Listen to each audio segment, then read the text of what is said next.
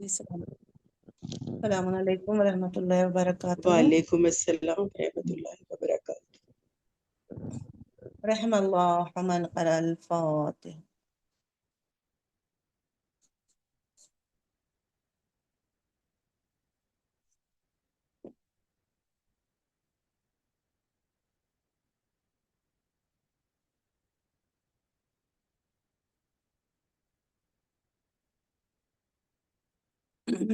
لا حول ولا قوة إلا بالله العلي العظيم۔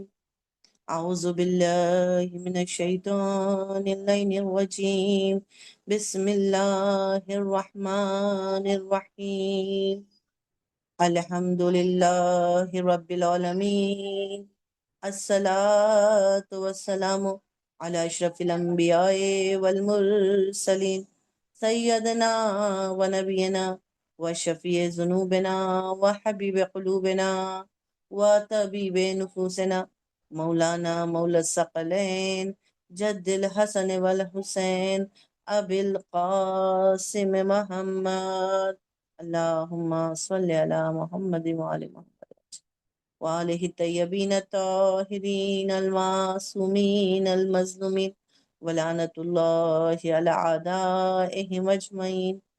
اما بعد، فقد قال امام زمان عجل اللہ تعالی فرجہ الشریف فی ابنۃ رسول اللہ لی اسوۃ حسنہ۔ صلوات پڑھ دیں محمد وآل محمد۔ اللہم صل علی اللہم محمد۔ صل علی محمد وعلی محمد وعجل فرج۔ تمام تعریف، تمام حمد و ثنا اس پروردگار کے نام جو لائق حمد بھی ہے، لائق شکر بھی ہے، وہ پروردگار جس کی نعمتیں قابل شمارش نہیں ہیں، وہ پروردگار عالم جس کی حمد کرنے سے یہ گنہگار زبانیں عاجز ہیں، کائنات کا ذرہ ذرہ جس کی حمد و ثنا میں مشغول ہے، کہ خود قرآن میں اعلان کر دیا وَيُسَبِّحُ لِلَّهِ مَا فِي السَّمَاوَاتِ وَمَا فِي الْأَرْضِ، زمین و آسمان اور جو کچھ اس کے درمیان میں ہے وہ سب اللہ کی تسبیح و تقدیس کر رہے ہیں۔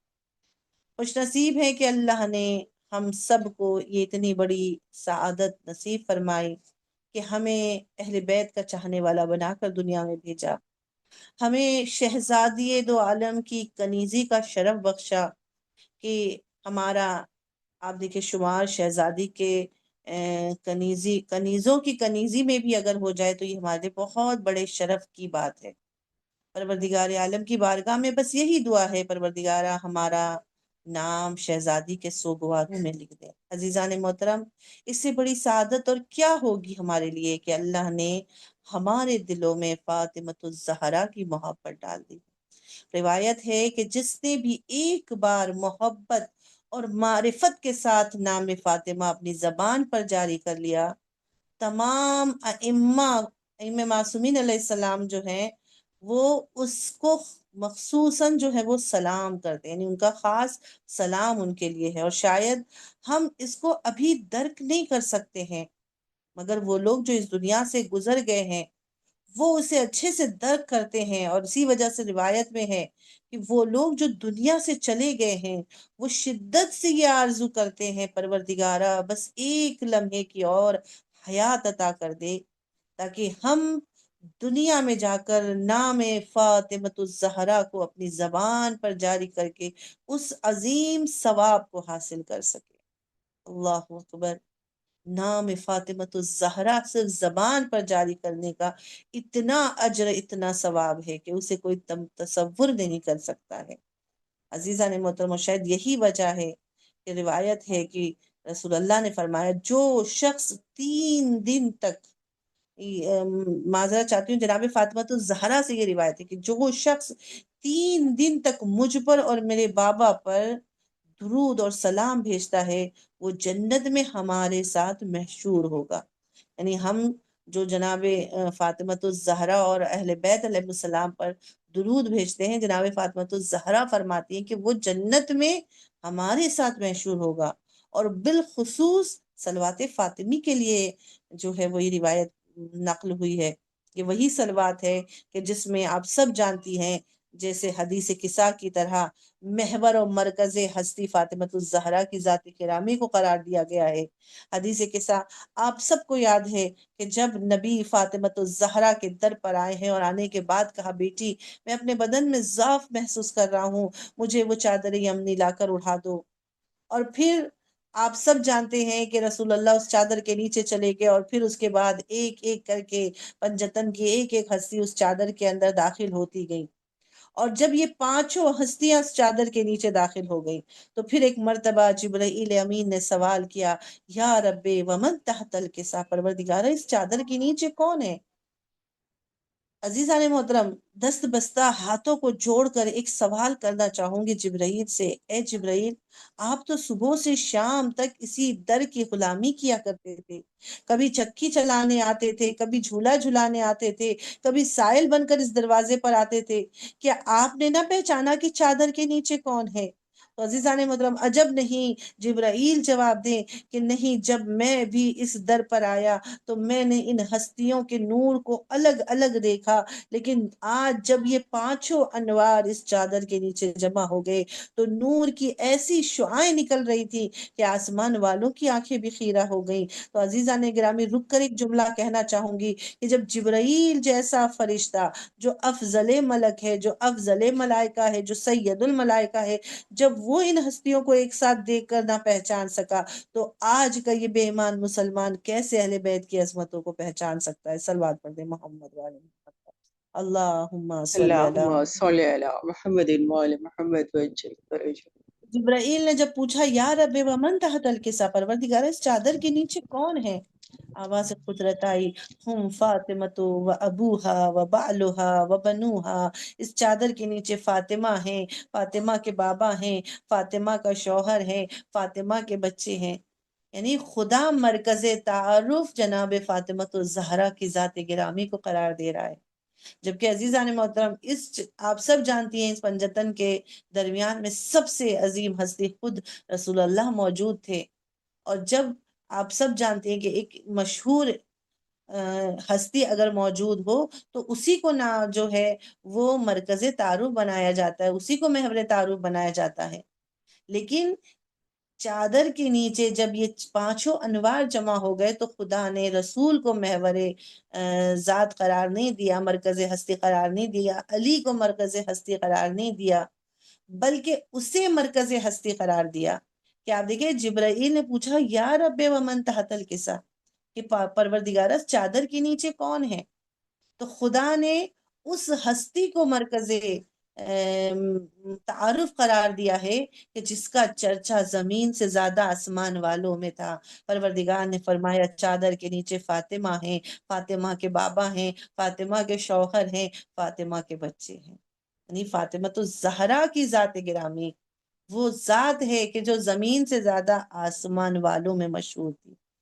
اسی لیے روایت میں ہے کہ صلوات فاطمی، اور یہ صلوات فاطمی ہے کہ جس کے بارے میں ہے کہ اگر کوئی کسی بھی مشکل میں ہے تو ہر مشکل اس کی جو ہے وہ آسان ہوتی ہے اگر اس صلوات کو وہ اپنی زبان پر جاری کرتا ہے۔ اللہم صلی علی فاطمہ و ابیہا و بعلہا و بنیہا و سر المستودفیہا بعدد ما احاط بہ علم۔ یہ وہ صلوات فاطمی ہے جس کو پڑھنے سے ہر مشکل آسان ہو جاتی ہے، ہر پریشانی سے انسان کو نجات ملتی ہے، ہر مشکل سے انسان کو جو ہے وہ نجات حاصل ہو جاتی ہے۔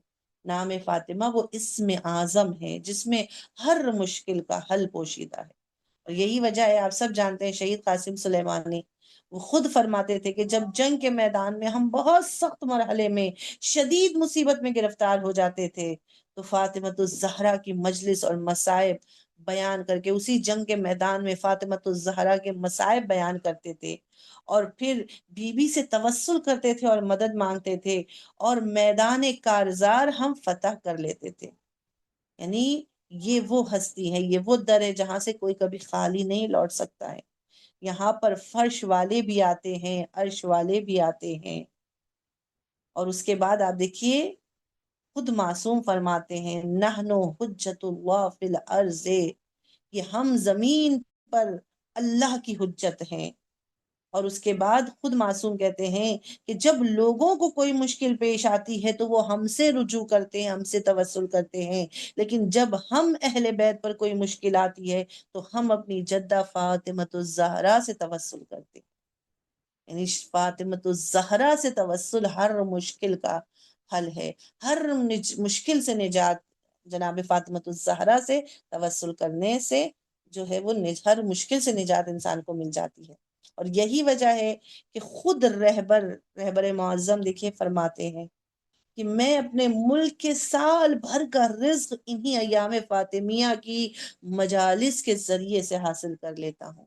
یعنی ان 3 دن کی یا 5 دن جو ایام فاطمیہ کی مجالس برگزار ہوتی ہے، جناب رہبر معظم کہتے ہیں کہ انہی مجالس کی معنویت اور برکت سے مجھے جو ہے وہ پورے سال بھر کا رزق حاصل ہو جاتا ہے فاطمۃ الزہرا کے توسل سے۔ بس عزیزان محترم، فاطمہ زہرا کی عظمتوں کو، بلندیوں کو کوئی بشر درک ہی نہیں کر سکتا ہے۔ ایک مکمل کردار ہے زہرا، ایک مکمل نمونہ عمل ہے فاطمۃ الزہرا۔ اور اسی وجہ سے آیت اللہ جواد آملی فرماتے ہیں کہ اگر نبوت خاتم النبیین پر ختم نہ ہوتی اور نبوت صرف مردوں سے مخصوص نہ ہوتی تو فاطمۃ الزہرا خود نبوت کے منصب پر فائز ہوتی۔ یعنی یہ وہ بی بی ہے کہ جو نبوت اور امامت کے منصب پر فائز ہوتی۔ اگر یہ نبوت اور امامت صرف مردوں سے مخصوص نہ ہوتی تو شہزادی فاطمۃ الزہرا اس منزلت پر، اس مقام، اس مرتبے پر فائز تھی۔ بس ہمیں کوشش کرنی چاہیے کہ ہم بھی بی بی سے توسل کریں۔ عزیزان محترم، کچھ نہیں ہمارے پاس سوائے فاطمۃ الزہرا کے، بی بی کا دامن تھام لے۔ یقیناً جس نے بی بی فاطمۃ الزہرا کا دامن تھام لیا اسے یقیناً دنیا میں بھی نجات مل جائے گی اور آخرت میں بھی نجات مل جائے گی۔ بس ہمیں کوشش کرنی چاہیے کہ ہم صرف اور صرف فاطمۃ الزہرا کی رضا کو حاصل کریں۔ دیکھیے، خدا کی رضا رسول کی رضا میں، اور رسول کی رضا فاطمۃ الزہرا کی رضا میں ہے۔ ان اللہ یا رضا، خداوند عالم اسی سے راضی ہے جس سے فاطمۃ الزہرا راضی ہو جائے۔ بس ہمیں اگر اللہ کو راضی کرنا ہے تو ہمیں زہرا کو راضی کرنا ہوگا، ہمیں فاطمۃ الزہرا کی رضا کو حاصل کرنا ہوگا۔ اور آپ کی رضا کیسے حاصل ہوگی؟ شہزادی کی رضا اسی وقت حاصل ہوگی جب ہم اور آپ مل کر ان کی سیرت پر عمل کریں۔ آپ کی رضا اسی وقت حاصل ہوگی جب ہم آپ کے بابا کی سنت پر عمل کریں۔ شہزادی کی رضا اسی وقت حاصل ہوگی جب ہم اور آپ علی کی ولایت اور پیروی کو جو ہے علی کی ولایت اور پیروی کریں اور ان کی ولایت کا اقرار کریں۔ بس ہمیں اہل بیت کی سیرت کو اپنانا ہوگا۔ کوشش کیجئے شہزادی کی سیرت کو اپنائیں، وہ فاطمہ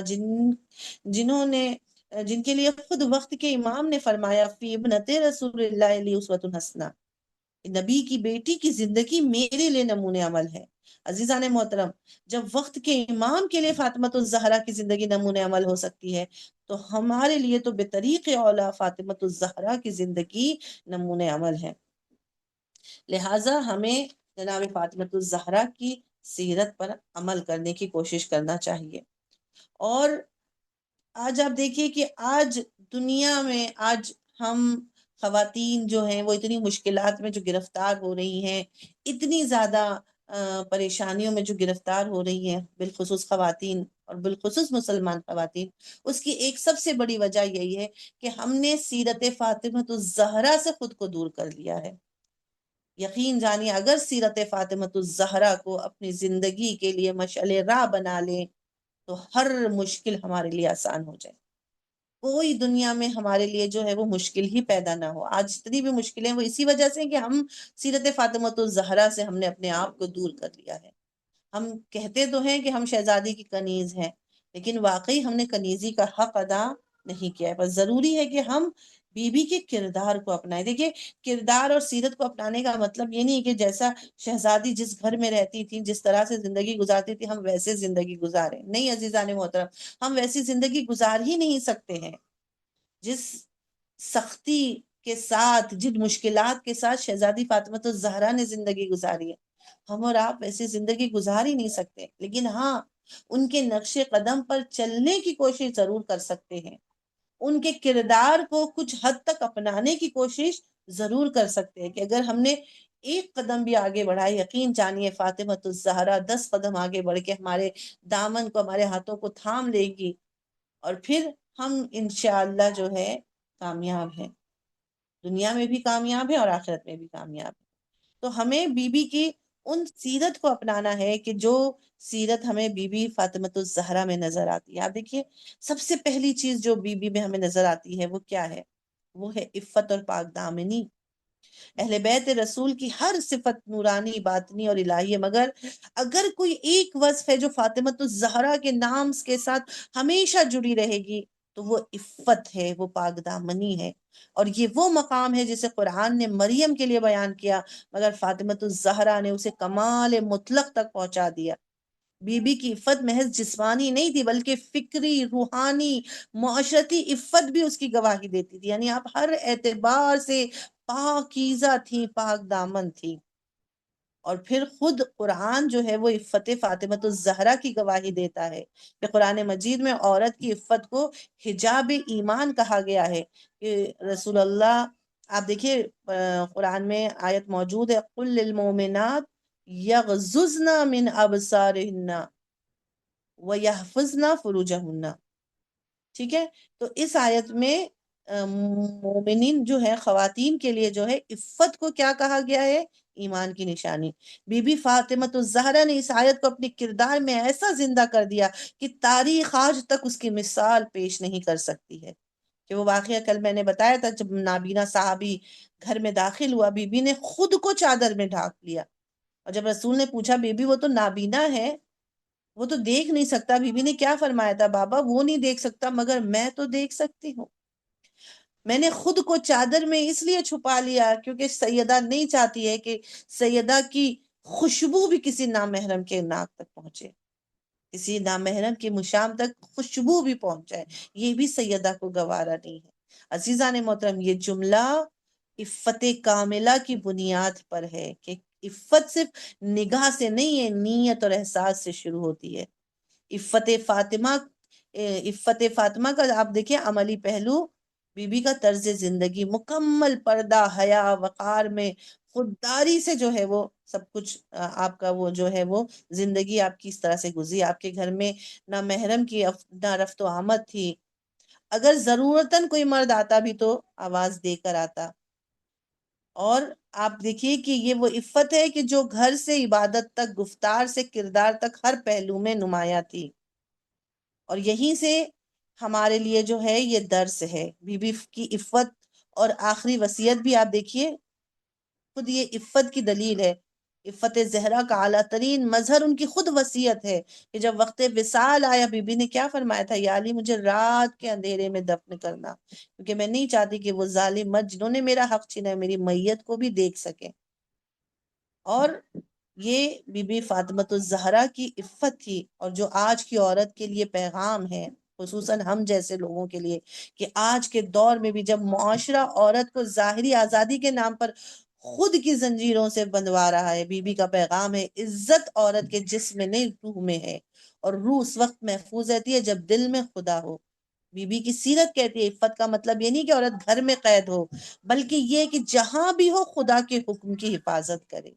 اگر آج کی عورت عفت زہرا کو اپنا شعار بنا لے تو وہ معاشرہ جہاں عورت کی نمائش ہے اس میں نور فاطمی دوبارہ چمک اٹھے گا۔ لہٰذا ہم اگر واقعی بی بی فاطمۃ الزہرا کی کنیزی کا دعویٰ کرتے ہیں تو کوشش کریں اپنے اندر عفت اور پاک دامنی کو پیدا کریں۔ اور دوسری سب سے اہم چیز عزیزان محترم جو جناب فاطمۃ الزہرا کی زندگی میں ہمیں نظر آتی ہے وہ کیا ہے؟ وہ ہے سادگی، سمپلسٹی۔ آپ دیکھیے جناب فاطمۃ الزہرا کی زندگی سادگی کا ایک زندہ، روشن اور بے مثال نمونہ۔ اگر کوئی انسان اسلام کی اصل روح یعنی قناعت، زہد اور اخلاص کو سمجھنا چاہے تو اسے بی بی زہرا کی حیات طیبہ کو دیکھنا چاہیے کہ کس طرح سے بی بی نے سادگی کے ساتھ زندگی گزاری۔ کون ہے فاطمہ؟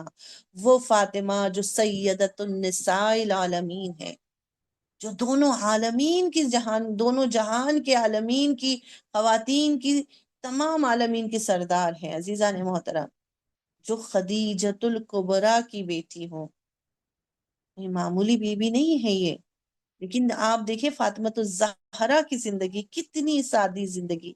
بی بی زہرا کا آپ دیکھیں گھر کی سادگی دیکھیے. بی بی زہرا کا گھر دنیاوی معیار کے لحاظ سے نہایت سادہ. آج ہم دیکھتے ہیں ہر عورت کی خواہش ہوتی ہے ہمارا گھر اتنا بڑا ہو، ہمارے گھر میں یہ ہو، ہمارے گھر میں وہ. لیکن فاطمہ الزہرا کی زندگی دیکھیے، گھر دنیاوی معیار کے لحاظ سے کتنا سادہ کہ جب آپ کی شادی مولا علی سے ہوئی تو جہیز میں چند سادہ چیزیں رسول اللہ نے دی تھی.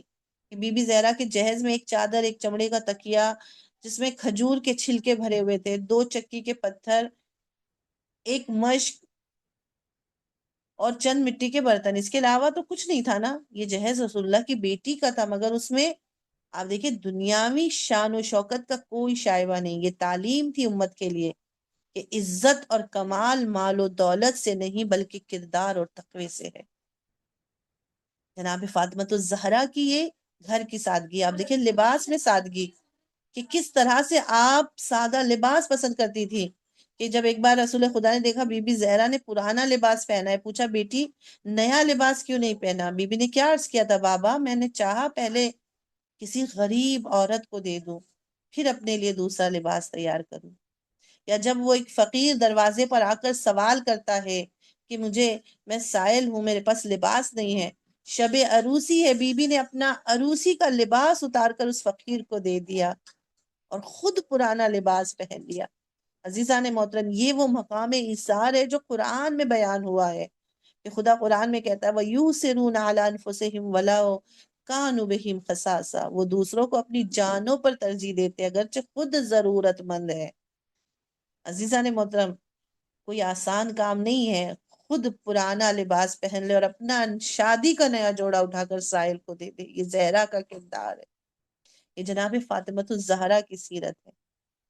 آپ دیکھیں کتنی سمپلسٹی ہے زندگی میں، کھانے پینے میں سادگی. روایت میں حضرت علی اور بی بی زہرا کئی دن فاقے میں گزار دیتے تھے، اللہ کی رضا میں بس راضی رہتے. ایک دن آپ سب جانتی ہیں کہ گھر میں کھانا نہیں ہے. جب کچھ جو علی محنت کر کے لے کر آئے تو جو کو پیس کر جناب فاطمہ الزہرا نے روٹیاں پکائیں اور روزے سے بھی تھیں. پہلا دن آیا، یتیم دروازے پر آیا، بی بی نے ساری روٹیاں اٹھا کر یتیم کو دی. دوسرا دن پھر روزہ رکھا گیا، مسکین آیا، بی بی نے پھر مسکین نے آ کر سوال کیا، بی بی نے ساری روٹیاں دے دی. تیسرا دن آیا، پھر ایک قیدی آیا، پھر اس نے سوال کیا، بی بی نے سب کچھ اٹھا کر دے دیا. اور 3 دن صرف پانی سے روزہ افطار کرتے ہوئے روزہ رکھا. اور اسی ایثار پر اللہ نے سورہ حل اتی علی الانسان جو ہے وہ سورہ دہر نازل فرمائی. یہ آسان نہیں ہے 3 دن تک فاقہ کر کے روزہ رکھنا اور دروازے پر سائل کو خالی ہاتھ نہ لوٹانا. یہ طرز زندگی ہے فاطمہ الزہرا جو ہمارے لیے بھی ایک درس ہے. قناعت کا درس بی بی نے دیا ہے کہ کبھی دنیا کی زیب و زینت کی خواہش نہ کرنا. کہ فاطمہ الزہرا نے کبھی دنیا کی زیب و زینت کی خواہش نہیں کی. جب مولا نے بھی فرمایا بھی کہ بی بی اگر چاہو تو غلام رکھ لیں، بی بی نے کہا نہیں یا علی، مجھے دنیا کی راحت نہیں چاہیے، مجھے اپنے رب کی رضا چاہیے. عزیزان محترم، یہ وہ جملہ ہے جو زہد و قناعت کا آئینہ ہے کہ جب انسان کا دل اللہ سے وابستہ ہو تو دنیا کی آسانیاں بھی اس کے لیے بوجھ بن جاتی ہیں. بس ہم کوشش کریں بی بی فاطمہ الزہرا کی سادگی کا جو ہے وہ بی بی فاطمہ الزہرا کی سادگی کو اپنی زندگی کا محور بنائے. اور بی بی نے جو ہمیں تعلیم دی ہے کہ بی بی فاطمہ الزہرا کی سادگی کا مقصد یہاں پر فخر نہیں ہے بلکہ تربیت ہے، تاکہ امت سیکھے کہ شان مال سے نہیں ہے، اخلاق سے ہے، بلندی زیور سے نہیں ہے، ایمان اور قناعت سے ہے. آپ نے بتایا کہ سادگی عزت مومن کی علامت ہے اور تکلیف جو ہے وہ روح کی غلامی ہے. تو عزیزان محترم، یہ جناب فاطمہ الزہرا کی آپ دیکھیں سادگی ہے. آپ کی عبادت تمام رات آپ عبادت الہی میں گزارتی، یا رکوع کی حالت میں، سجدے کی حالت میں، یا قیام کی حالت میں اتنی عبادت کرتی کہ آپ کے پیروں میں ورم آ جاتے. اور ہم ان کی زندگی دیکھیں کس طرح سے عبادت الہی میں گزری کہ آپ کی عبادت، آپ کی اطاعت کا یہ عالم تھا کہ علی جیسا امام فرماتا ہے نعم العون فی طاعت اللہ. جب رسول نے پوچھا یا علی تم نے فاطمہ کو کیسا پایا، تو علی نے فرمایا نعم العون فی طاعت اللہ، اللہ کی اطاعت اور عبادت میں فاطمہ کو بہترین مددگار پایا ہے. یہ جناب فاطمہ الزہرا کی عبادت ہے، اور ہمیں یہیں سے اپنی زندگی میں بھی درس لینا چاہیے کہ آج ہم تھوڑی سی جو ہے وہ محنت کر لیں، یا ہم سے اگر تھوڑا سا کام زیادہ ہو جائے تو ہم سے عبادت نہیں ہو پاتی ہے. اور اس عالم میں جب اپنے ہاتھوں سے چکیاں پیستی تھیں، پانی اپنے ہاتھوں سے بھر کر لاتی تھیں، اور اس طرح سے اتنے پانی لاتی تھیں کہ آپ کے ہاتھ میں چھالے پڑ جاتے تھے، آپ کے کندھوں پر چھالے پڑ جاتے تھے.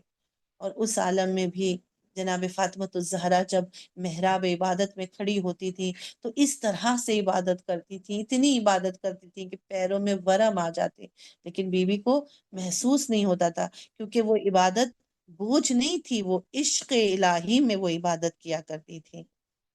عزیزان محترم، اگر عبادت کا کامل نمونہ قرآن میں دیکھنا ہے تو آپ دیکھیں قرآن کہتا ہے قانتات عابدات ساہیات، وہ عورتیں جو بندگی میں مکمل سرشار ہیں. اور نبی فرماتے ہیں فاطمہ ان خواتین میں سے ہیں اولین و آخرین کی جو اپنی عبادت میں اس طرح محو ہوتی تھیں کہ وہ دنیا کی ہر تکلیف سے غافل ہو جاتی تھی.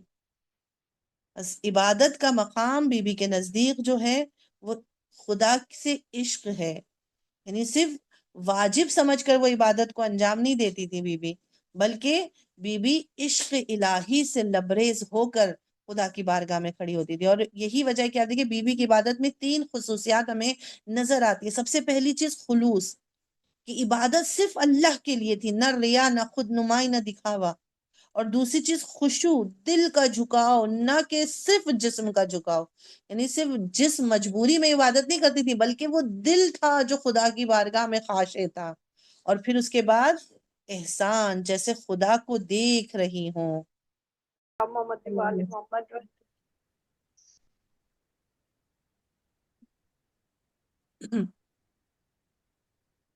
اللهم صل على محمد وآل محمد وعجل فرجهم. تو عزیزان محترم، آپ دیکھیے کس طرح سے جناب فاطمہ الزہرا نے عبادت کی، اور عبادت کے ذریعے سے ہمیں یہ پیغام دیا ہے کہ عبادت اللہ کے عشق میں، اللہ کے شوق میں کی جاتی ہے. عبادت وہ نہیں ہے کہ جو انسان مجبوری میں کرے. جناب فاطمہ الزہرا نے جس طرح سے عبادت کی، اور آج آپ دیکھیے کہ اگر ایک ماں اپنے گھر میں عبادت کو اس طرح سے اپنی زندگی کا محور بنا لے، پھر اس گھر کے بچے امام حسن، امام حسین، جناب زینب، ام کلثوم جیسے بچے بن کر سامنے آتے ہیں. کہ جناب زینب کا، جناب فاطمہ الزہرا کا یہ کردار تھا کہ جو ہمیں امام حسن، امام حسین اور جناب زینب، ام کلثوم میں نظر آتا ہے.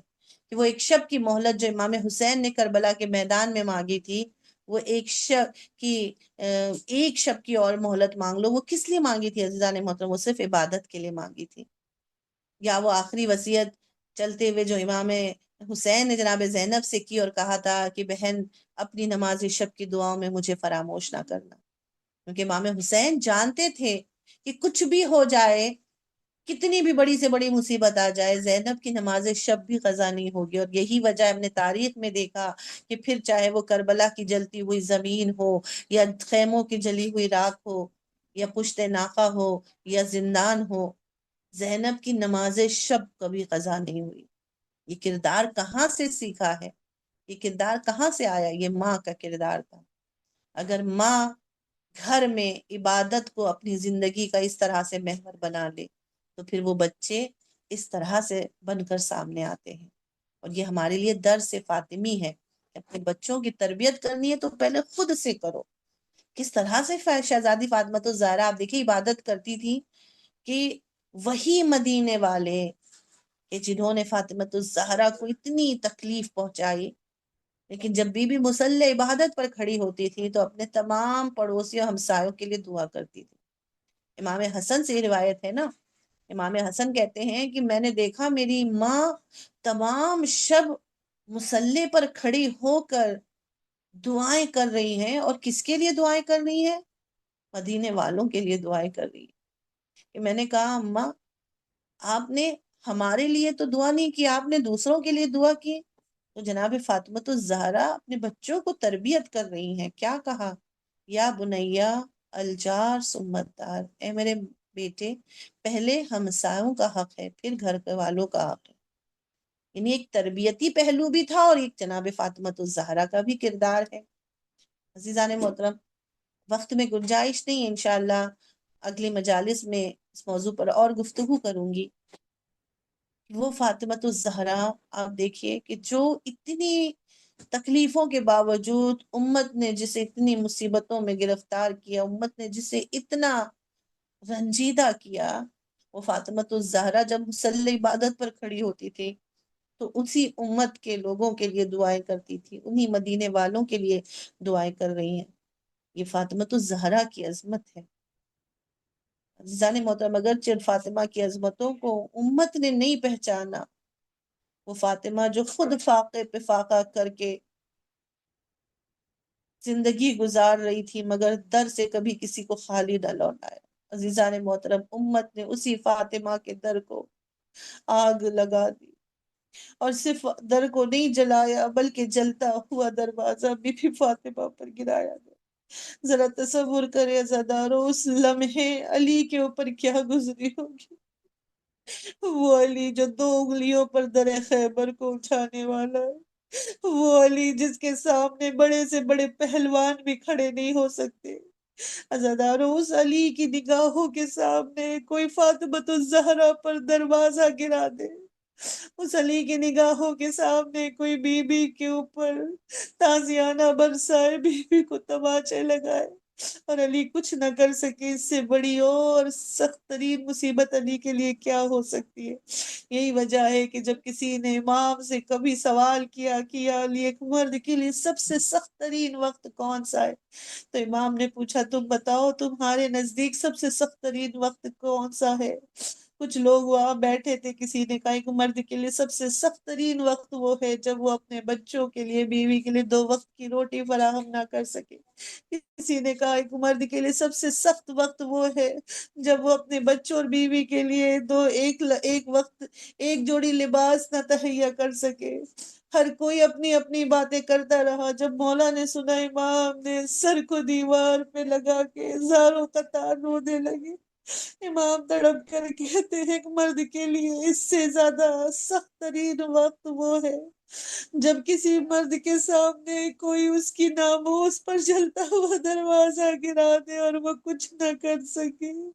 ایک مرد کے لیے سب سے زیادہ سخت ترین وقت وہ ہے جب اس کی نگاہوں کے سامنے کوئی اس کی زوجہ کو تماچے لگائے اور وہ کچھ نہ کر سکے۔ ایک مرد کے لیے اس سے زیادہ سخت ترین وقت اور کوئی نہیں ہو سکتا جب اس کی نگاہوں کے سامنے اس کی زوجہ کو اس طرح سے مارا جائے کہ شکم میں بچہ شہید ہو جائے اور وہ کچھ نہ کر سکے۔ اجرکم اللہ زدارو، ذرا تصور کرے کیسے وہ منظر علی نے برداشت کیا ہوگا۔ ارباب ازاد، جب ہم فاطمہ الزہرا کی مصیبت کو سنتے ہیں ہم سے برداشت نہیں ہوتا۔ ذرا تصور کرے اس لمحے علی نے کیسے ان مصیبتوں کو برداشت کیا ہوگا۔ روایت کہتی ہے کہ جب دشمن گھر میں داخل ہو گئے، فاطمہ الزہرا پر دروازہ گرا دیا گیا، پسلیاں ٹوٹ گئی، محسن شہید ہو گئے۔ ارباب ازا، فاطمہ نیم غشی کے عالم میں ایک مرتبہ دشمنوں نے علی کے گلے میں رسی کا پھندا ڈالا، باہر کی طرف کھسیٹتے ہوئے لے جانے لگے۔ روایت کہتی ہے شہزادی اس وقت نیم غشی کے عالم میں تھی، مگر جیسے ہی دیکھا لوگ علی کو لے جا رہے ہیں، بس ایک مرتبہ شہزادی اپنا درد بھول کر کھڑی ہو گئی، علی کے کمر میں جو بند تھا اسے پکڑ لیا، آواز دی، اے ظالمو، علی کو چھوڑ دو۔ اور اتنی مضبوطی سے شہزادی نے علی کے کمر بند کو پکڑا تھا کہ ظالم علی کو کھینچ رہے تھے، اور روایت کہتی ہے شہزادی کے پیر زمین پر خط دے رہے تھے۔ بس ایک مرتبہ اس ملعون نے اپنے غلام کو اشارہ کیا، زدارو، ظالم نے سب سے پہلے تو اپنی تلوار کے نیام سے زہرا کے پہلو پر وار کیا، روایت کہتی ہے شہزادی کا پہلو زخمی ہوا مگر ہاتھ کی گرفت نہیں چھوٹی۔ ارے بس اس ظالم نے ایک مرتبہ لہراتا ہوا تازیانہ نکالا، اس تازیانے سے ہاتھوں پر اتنے وار کیے، اتنے تازیانے مارے کہ ہاتھوں سے خون جاری ہوا، ہاتھوں کی گرفت چھوٹ گئی۔ عزادارو ایسا زخمی ہوا دست زہرا کہ پھر اس کے بعد زہرا ارے اس سیدھے ہاتھ سے کبھی تسبیح نہ پڑھ سکی، ارے کبھی زہرا نے اس سیدھے ہاتھ کو اٹھا نہ سکی۔ ارے وہ یہ پتا تو اس وقت چلا جب علی فاطمہ کو غسل دینے لگے، میرا مولا چیخ چیخ کر رونے لگا۔ ارے لوگوں نے جب سبب پوچھا تڑپ کر کہتے ہیں ہائے سیدہ کی غربت، آج تک مجھے پتا نہ تھا، ارے مجھے زہرا نے نہیں بتایا، ارے آج مجھے پتا چلا زہرا کی 3 پسلیاں ٹوٹی ہوئی تھی، ارے آج مجھے پتا چلا صرف پسلیاں نہیں ٹوٹی تھی، ارے زہرا کے ہاتھ کی ہڈی بھی چٹکی ہوئی تھی۔ ہائے زہرا اتنے دن کیسے ان زخموں کو برداشت کرتی رہی۔ الا لعنت اللہ علی القوم الظالمین، انا للہ و انا الیہ راجعون، رضا بقضائہ تسلیما لامرہ۔ پروردگارہ ہماری اس عبادت کو قبول کر، خدایا محمد و آل محمد کے صدقے، فاطمۃ الزہرا کے صدقے میں، اے میرے پروردگار کتنی بھی مومنات اس وقت اس مجلس میں شریک ہیں اور جو نہیں بھی شریک ہیں، خدایا فاطمۃ الزہرا کے صدقے میں اللہ ہم سب کو سیرت فاطمۃ الزہرا پر چلنے کی توفیق عطا فرما۔ خدایا شہزادی فاطمۃ الزہرا کے صدقے میں جتنی بھی مشکلات میں گرفتار ہیں، پریشان حال ہے، خدایا ان سب کی مشکلات کو آسان فرما۔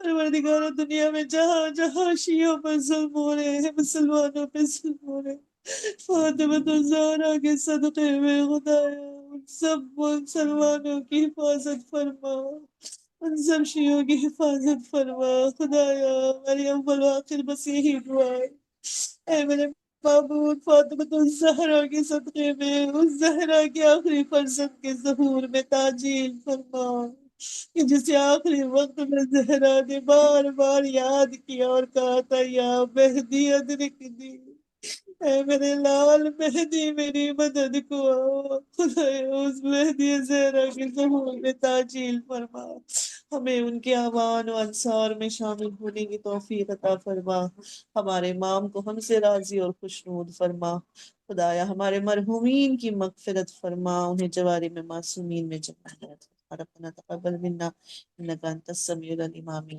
يا رب العالمين۔